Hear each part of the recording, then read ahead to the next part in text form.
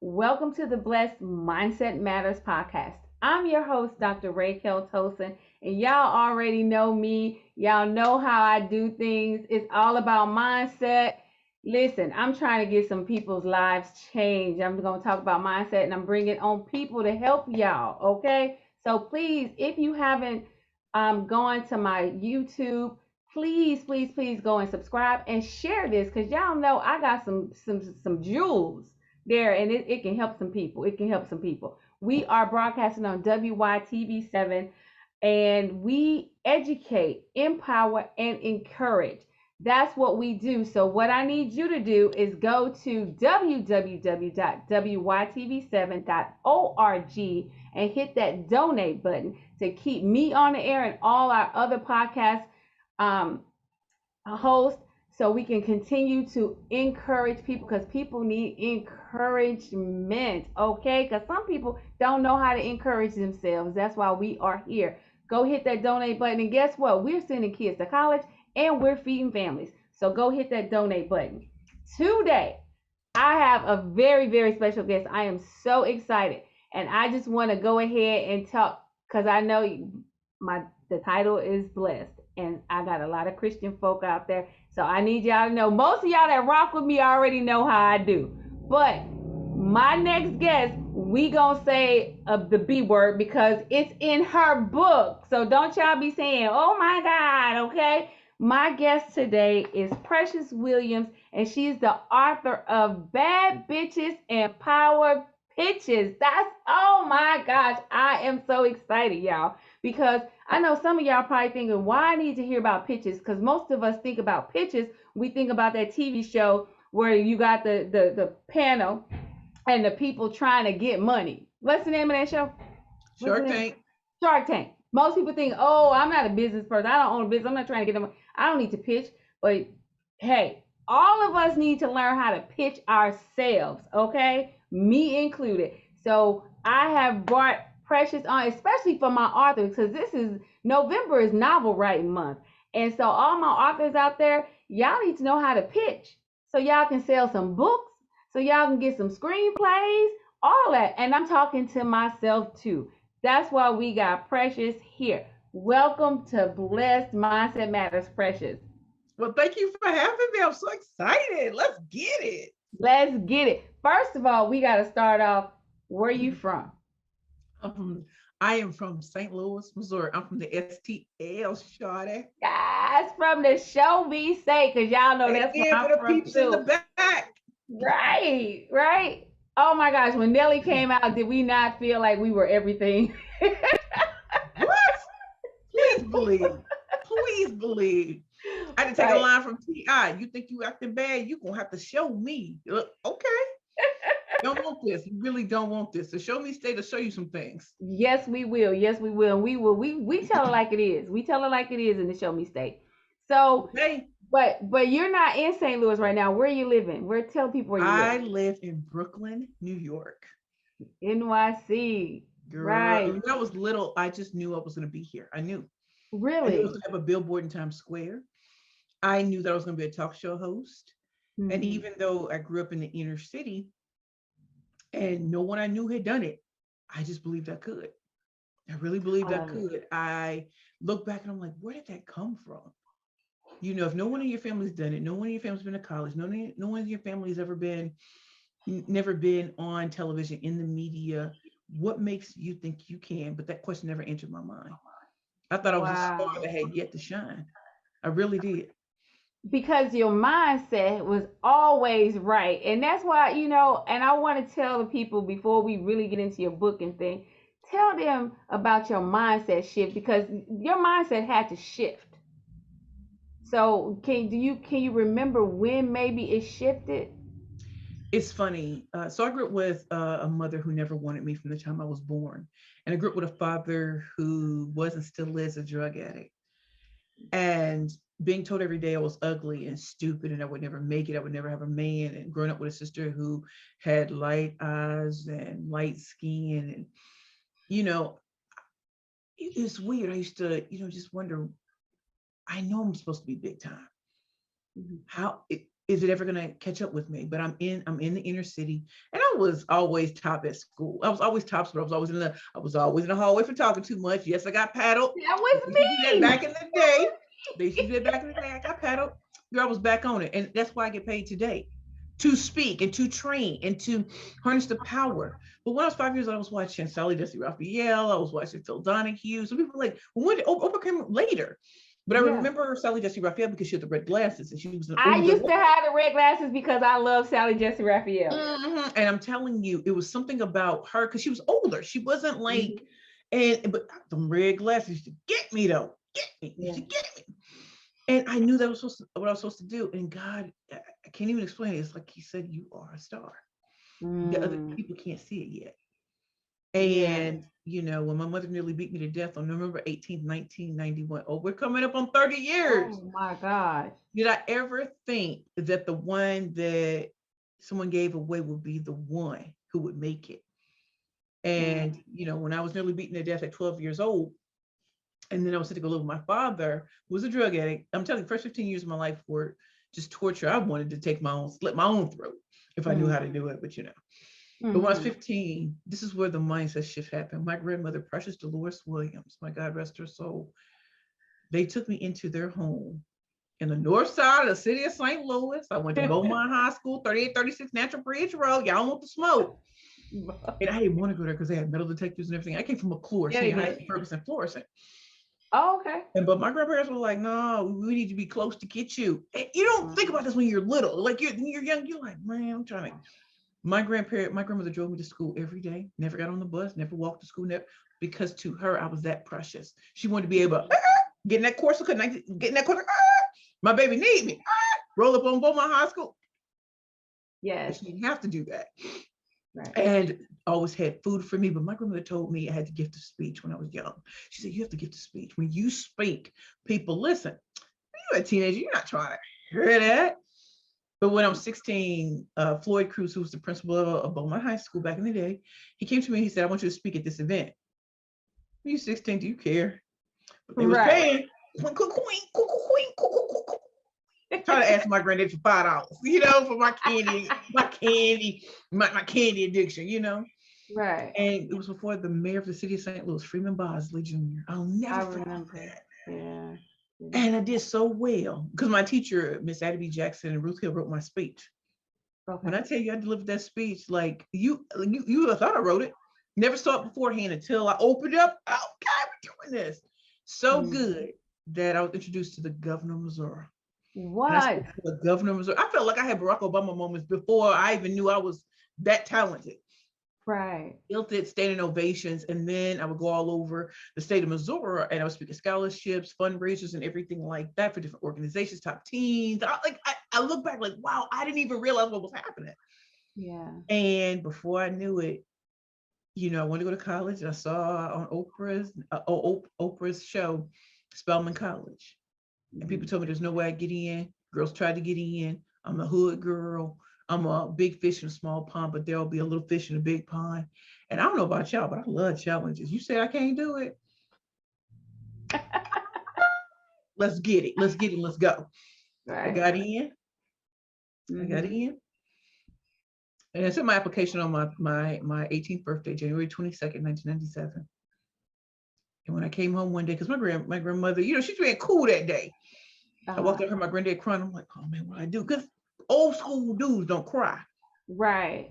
Walked in, went to the table. He handed me this she said, congratulations. It was Spelman. I was so, wow. The bulletin underneath my pillow. I slept because I needed to know I could get there. I could get there. If I slept with it under, if I kept looking at it, I'm there. And you have to have, like, I had to see it before anyone else. And I think as a trailblazer, you have to understand that no one's going to understand your purpose, but you and God. Like, you're looking for co-signers. How are they going to co-sign on something that wasn't given to them? Right. And if you're in the inner city, listen, I wasn't trying to have kids. I wasn't trying to work at Popeye's Chicken. I had to get out. And on the bottom was Dr. Janetta Kosak. Congratulations, can't wait to meet you. But there was no money. I ain't seen a scholarship in there, but I had been applying for scholarship. Girl, I was on that typewriter and the guys got girl. And it's almost as if I don't know if I had to make calls like, hey, I got into Spelman. Money started coming in, 10,000, 5,000 for 4 years. And when we hit 88,000, it was over because Spelman was only $18,000 a year back in the day. Back in the day, And then right? money It's not kept that now, coming, y'all. money kept coming. And my grandparents were like, I was like, I believed I could. I believed that beyond anybody else in this world, I belong at Spelman College because I want to be like those poised women. I want to be eloquent. I want to look the part, not knowing that I was going to come in and change the game anyway. So going to Spelman was amazing. They said I wouldn't get in. If I got in, I'd fail out. I got out in 4 years, the first recipient of the Bill and Melinda Gates Scholarship. I went off to Georgetown University Law Center, fully funded, got kicked out in 2002. Yeah, that happened. At Rutgers in 2003 and a full scholarship again. That's the power of pitching. See, pitching, people look at pitching as Shark Tank. Yes, I've been on Shark Tank season 8, 2016. But when you're filling out applications, it's a pitch. When you're in interviews, like interviewing for the job of your dreams or job to get you through. Just a job to get you through, right? You got a cup, a mug, pitch, please. You need to sell this. That's a sales pitch. If you need to go to networking events to be around the people who can make a difference in your life, you need to be able to pitch you. Your brand is you. You need to be able to set yourself heads and tails above.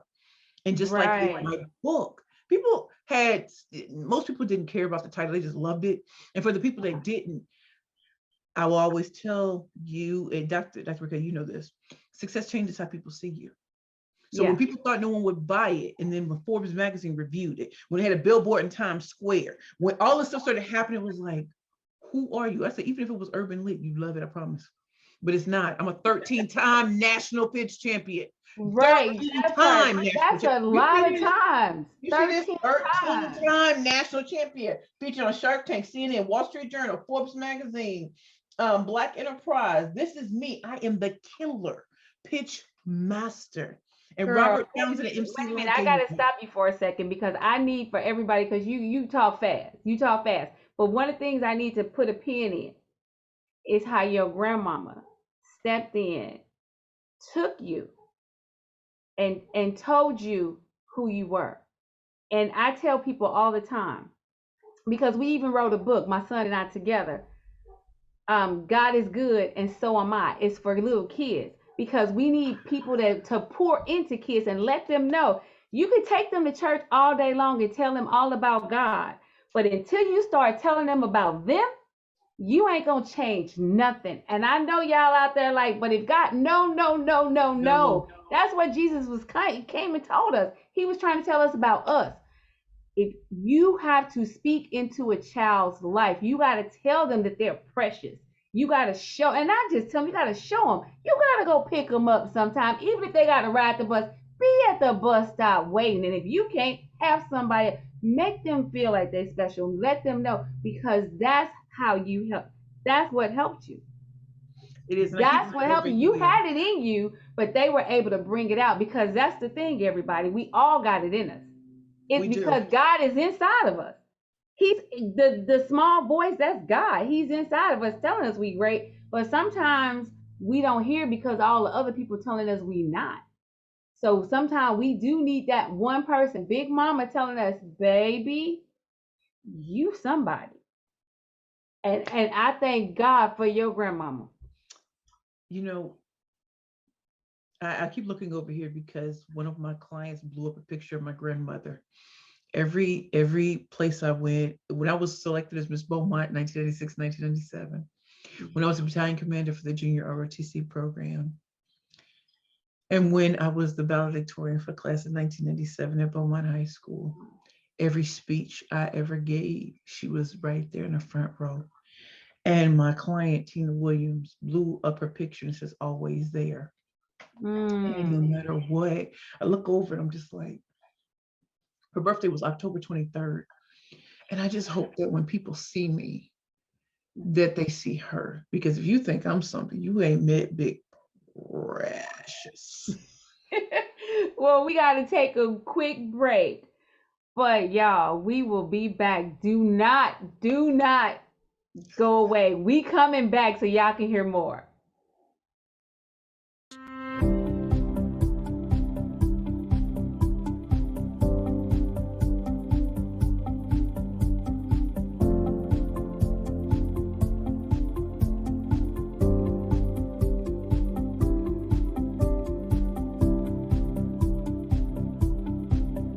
We are back with Precious Williams. Listen, y'all, if y'all haven't been motivated to buy this book, I don't know. I don't know what else we can do for you because I gotta go buy all of them. I gotta go get all of them. I need the workbook because I am so ready to start pitching. So before we talk about the book, talk about this 13-time pitch champion though, real quick, because you went through it kind of fast. Tell us about that. So when I started my first company, Curvy Girls Lingerie, I was an attorney here in New York State, and I was miserable. I was like, if I have to do this for 40 years, this ain't gonna work. And I met a wonderful man who happened to be a very famous Hollywood actor. And I put a little dating ad on the site. It was called Two to Tango. It was a nice little poem. Never thinking it would get me anywhere. Well, I met him and my whole world changed. I was 327 pounds. Why would a man like that ever look at me? But let me tell you something. He liked what he saw. He liked my skill set and my abilities. And I couldn't find things in my size to where, just in case things went a certain place, just in case. Yeah. And I knew that I wasn't the only one. And I knew that curvy women are often seen as invisible, like we don't exist. And so there was something we said, start here. You know, that's God. Yeah. And so I started my company. I had no money. My family and friends were like, you're too fat, too black, you don't have an Ivy League degree. How are you ever going to get someone to invest? And God blessed me. He said, television. I'm like, God, I don't want to question you, but I'm 327, size 28. They don't put big girls on television. Come on now. Right. But I went to an event I could not afford. I had negative $400 in my bank account. Put the $300 ticket on the card. It was a small business awards here in New York City. I went because God told me to put on my best Calvin Klein dress, 3 pairs of shapewear. And I saw the media sponsors. And I walked up to the producers of MSNBC, not knowing how to pitch. And I've been speaking since I was 16, but lips don't fail me now. My back is against the wall. I'm coming out swinging. And I pitched. And whatever I said, they loved it so much that they wanted me on the show Elevator Pitch with, which was on the show Your Business with JJ Ramberg. Okay. I couldn't believe I talked myself on a national television because I didn't think that was going to happen. When they came and picked me up in a Cadillac Escalade and took me to Rockefeller Center. Yeah, I know it's a big deal, Rockefeller Center. That's a huge, yes. And when I pitched on that show, I went from negative $400 in my bank account to $500,000 in 54 seconds. I pitched for 54 seconds and walked away with $500,000. Oh my, oh my, oh my. I tell you, and they told me to enter pitch competitions.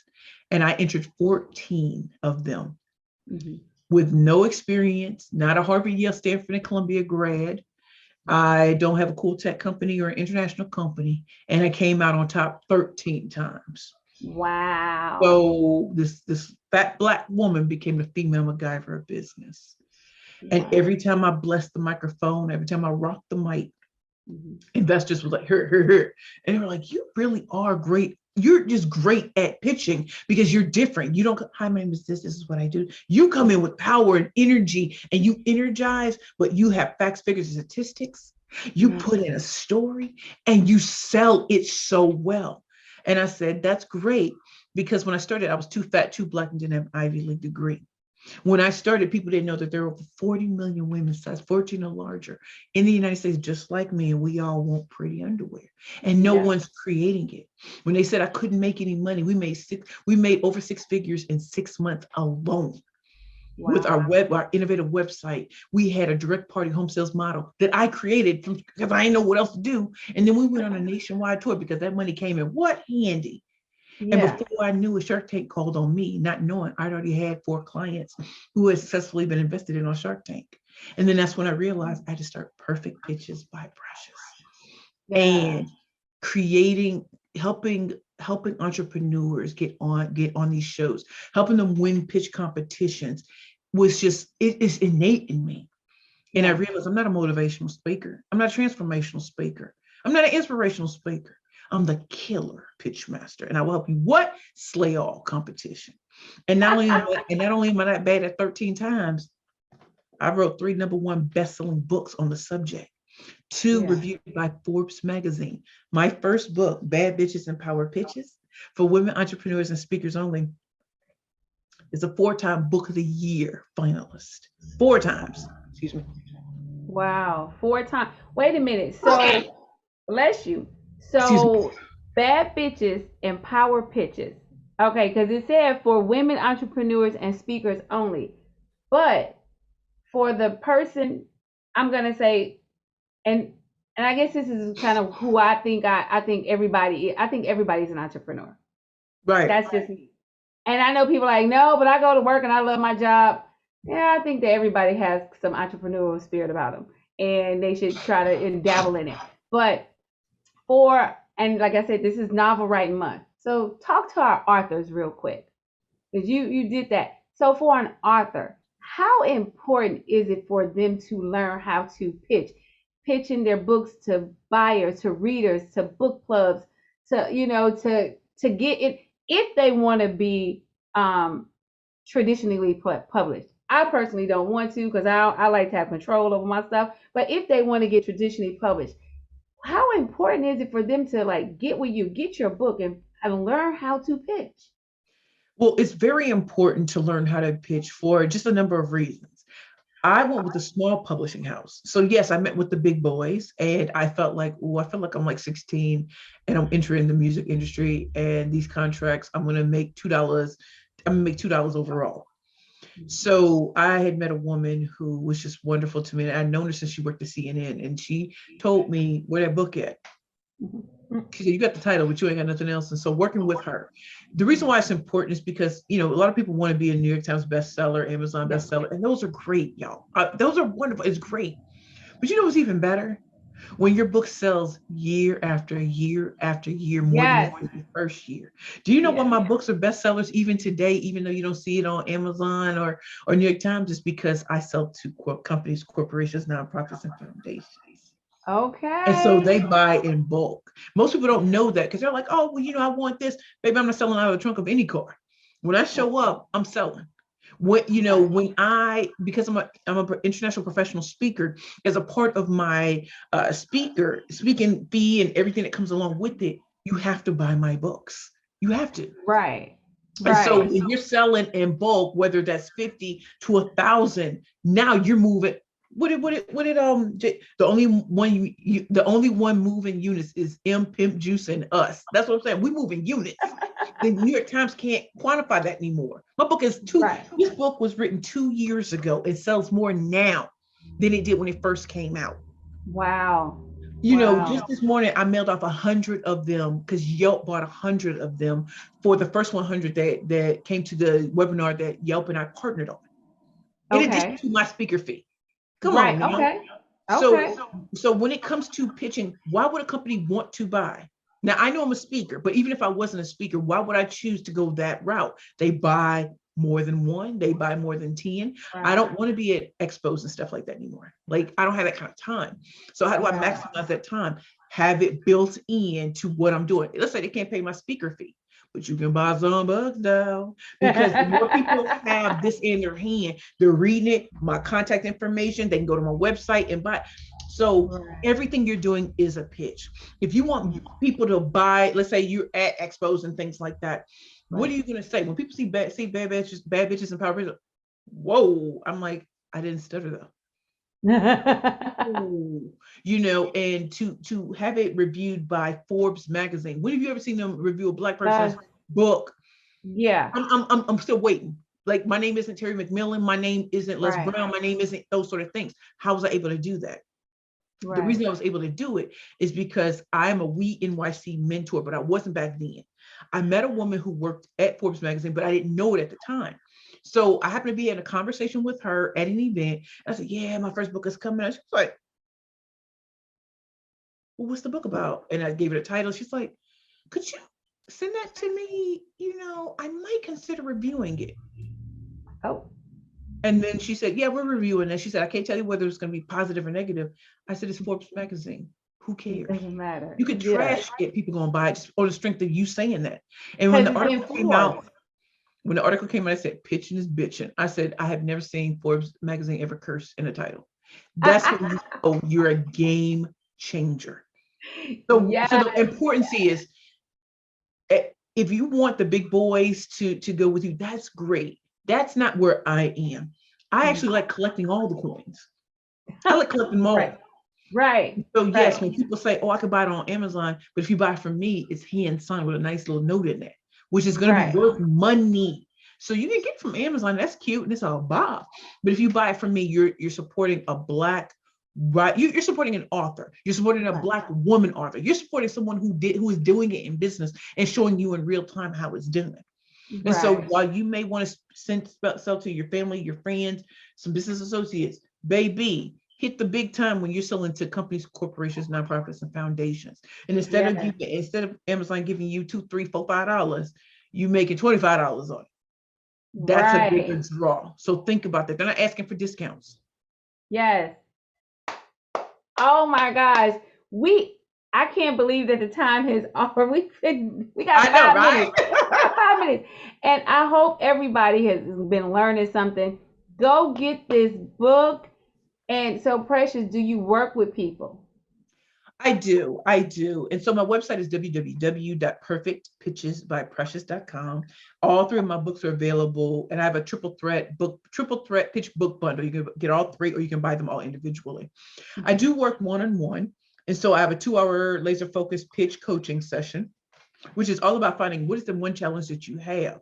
Is it with creating a pitch? Is it with, having a strategic plan for putting it out there?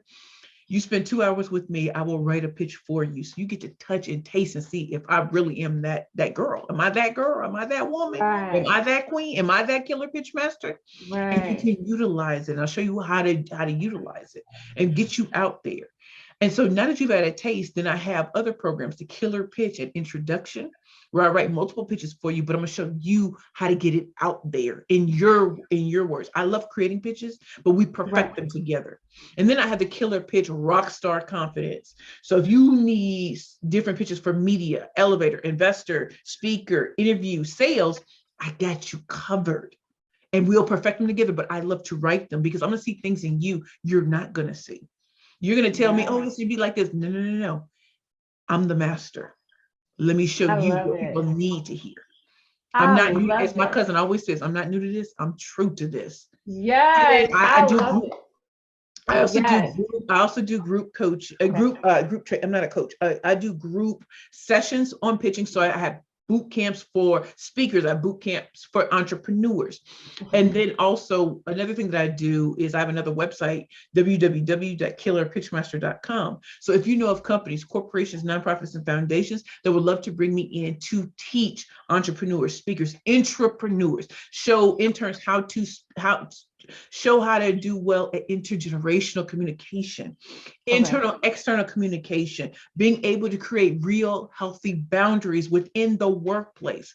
Because not only am I the killer pitch master, I'm a world-class master communicator. And I thank God that I'm from the STL, because I ain't got to tell you. All I got to do is show you. Show Go to you. my LinkedIn, Precious L. Williams, Killer Pitchmaster, and see why I have over 175 testimonials on my work, who I've worked with. And in fact, just today, one of my clients was won over $250,000 in pitch competitions for her company.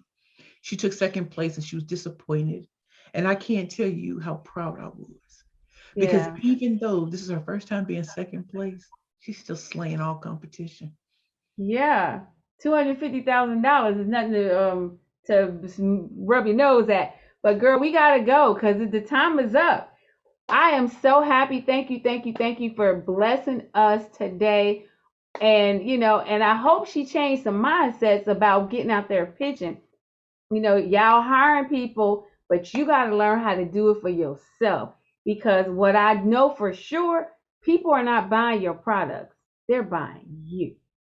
So you got to go pitch you. Thank you so much. And for everybody out there, happy November. And I will see you next week, and be blessed. Christmas is believed to be a magical time when angels roam the earth, bringing messages of hope and good cheer. Do you need a Christmas angel? I Need a Christmas Angel, a Christmas novella from Tolson Publishing. Kelly Benson has spent the last 5 years hiding in Chicago after her crush Gabe brought a pregnant wife home. Gabe is raising his 4-year-old daughter alone after his wife of 5 years moved to Tampa with her boyfriend. Depressed and hopeless after being fired a week before Christmas, Kelly wishes for a Christmas angel to come work its magic. Can the magic of Christmas drive the loneliness away? Will a Christmas angel bring a love Kelly's way?